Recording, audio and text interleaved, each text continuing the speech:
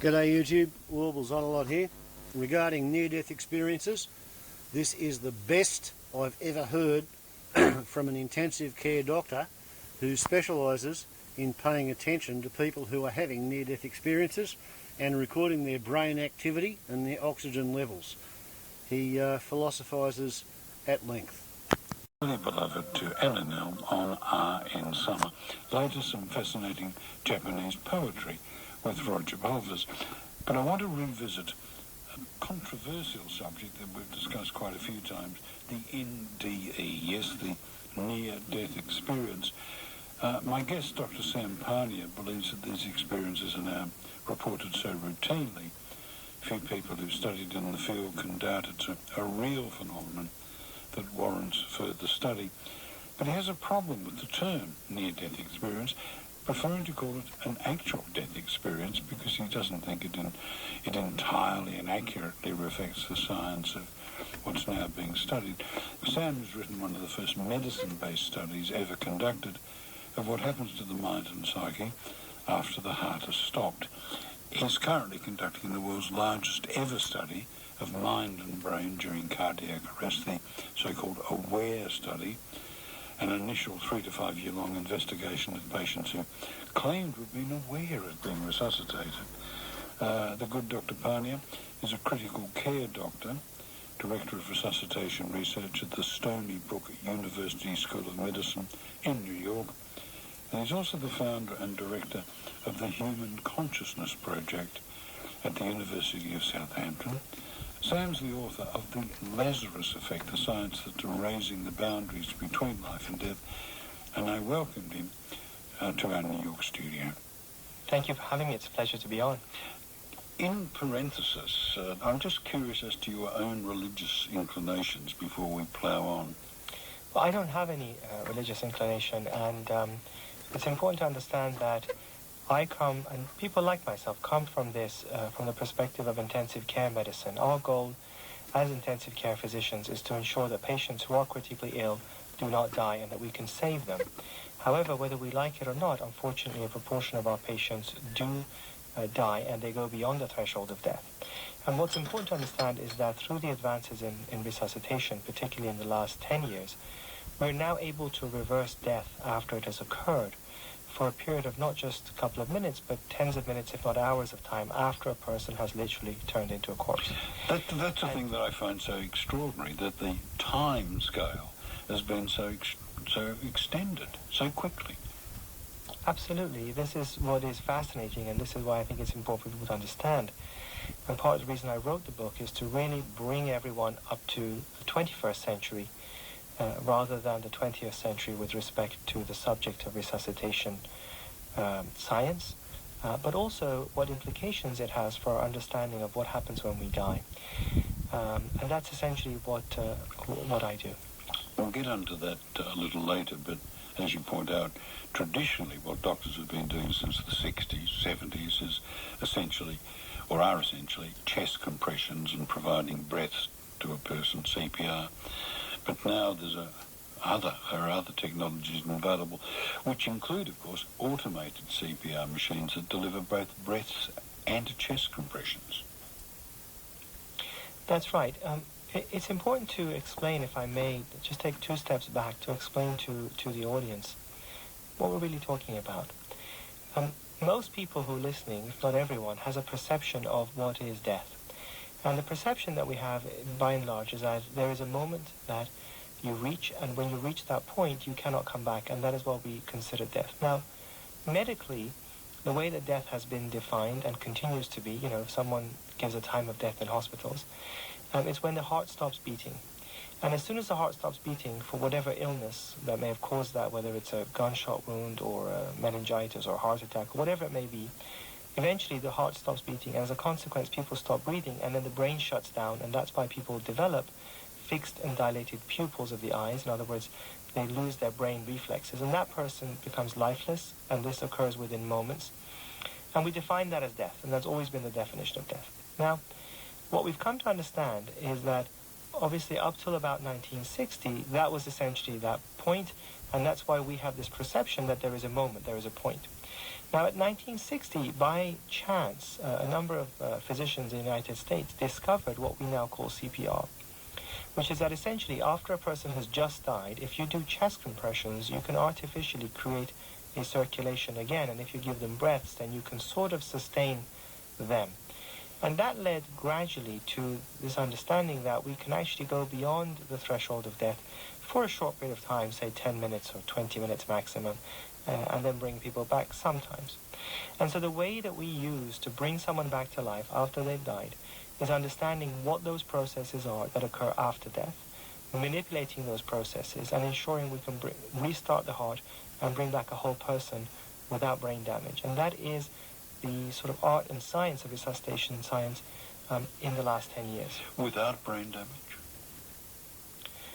The key thing is that there have been a number of very important discoveries in the last 10 years that, if put together and implemented, will ensure that we can prevent brain damage, or at least minimize it significantly in people that we can bring back. And this is one of the key discoveries from the medical side of what we do.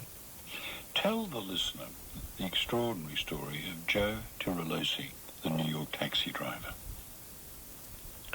Well, if you look in the medical literature now, there are many people who have been brought back to life after prolonged periods that we thought was impossible. Joe Tirolosi is a patient that I personally took care of when I was at Cornell Medical Center in New York, at least for part of his stay. And he was somebody who was brought into the hospital and had resuscitation, in other words CPR, for almost 50 minutes. Now, the key thing is that not only did he have this very prolonged CPR and resuscitation phase, but actually he came back without significant brain damage, even though this was quite prolonged.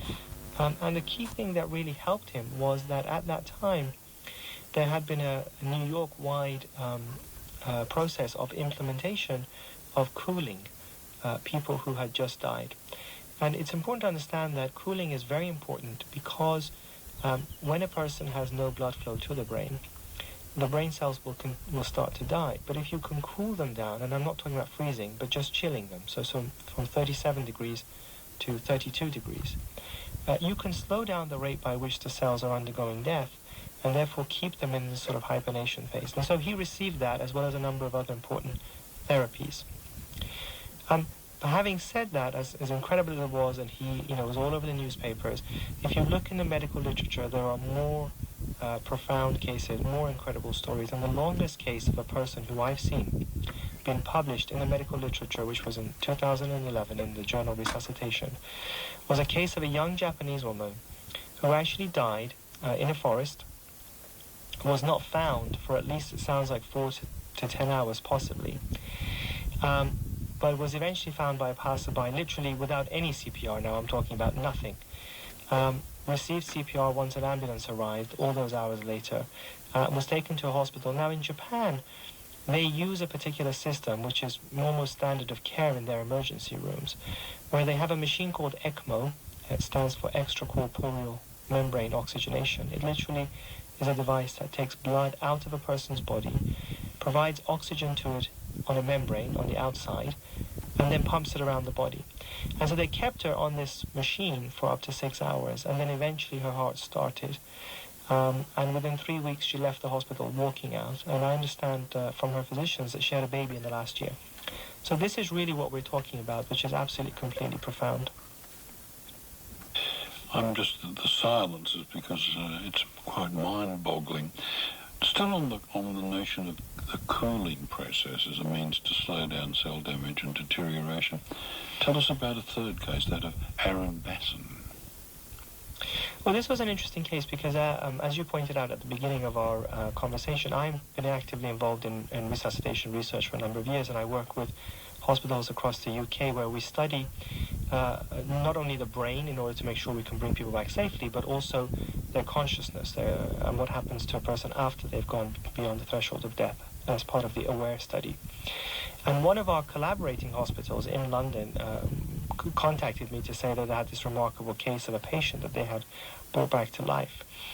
And he was in his 50s, had gone to have a drink. It was sort of in December, and didn't feel well. Eventually made his way to the hospital, and then he died just as he arrived.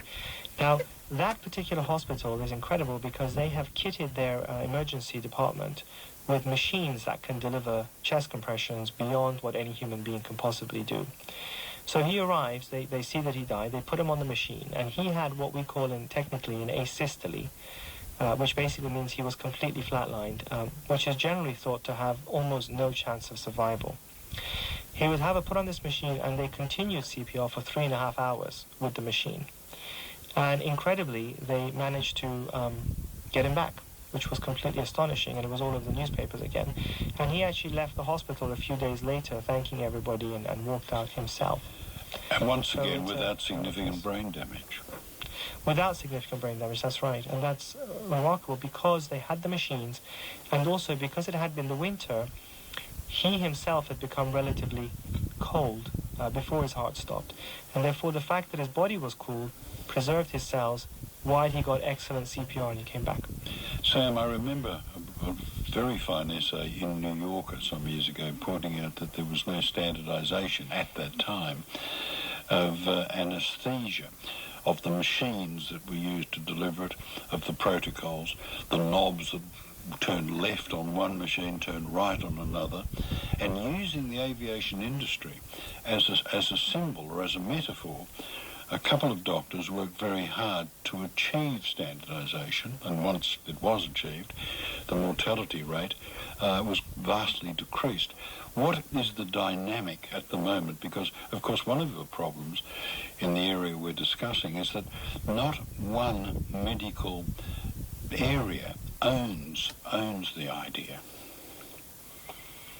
You've raised a very important point, which is that, and we have to go back a little bit in history. If you think about it, in the 1930s or 40s, medicine was not very advanced, and therefore it was possible to ask a single doctor to be relatively knowledgeable about a fairly large area of work, or body of work.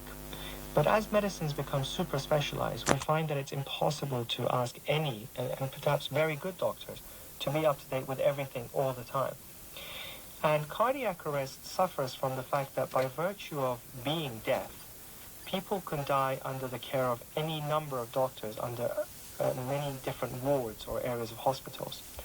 And therefore, it's very difficult to ensure that all doctors with different areas of expertise, different strengths, different weaknesses, are fully up to date with all the advances that they need to know and to implement. And what you find is that most people, and this includes most physicians in all honesty's perception of cardiac arrest care, is literally still limited to what was the 1960s, i.e. just doing a series of chest compressions and providing a series of breaths and maybe giving some drugs and maybe giving the odd electrical shock if warranted. And that, to me, and the way I try to explain it in the book, is that really this is the most basic form, but it really is the 20th century form of resuscitation, and there have been enormous advances in the 21st century which need to be implemented. Very often it's wartime, it's the military that seem to have driven quite a lot of progress in medicine, trying to keep soldiers alive on the battlefield. Has the Pentagon got interested in your work?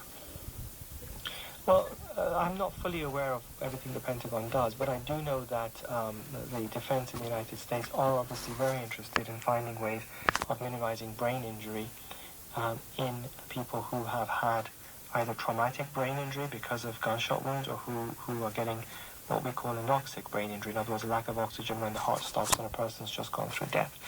So, as you pointed out earlier, is that we need, for example, in the United States, we need the federal government to come in and set up standards of care that hospitals need to abide by, and that they are obliged to report their survival, their practices, whether they deliver good quality, even basic chest compressions, how they deliver their breaths, as well as the more sophisticated care such as cooling, which unfortunately is not mandated, and therefore you have individual doctors making their own individual decisions, and having many chefs is never a good thing when you're trying to cook. The science of medical resuscitation is one thing, the ethics is another. At what point would you not attempt to resuscitate? In my opinion, if you look at all the advances that have occurred, it's important for us to put together all of these links together in order to save people who have a chance of Here endeth part 1.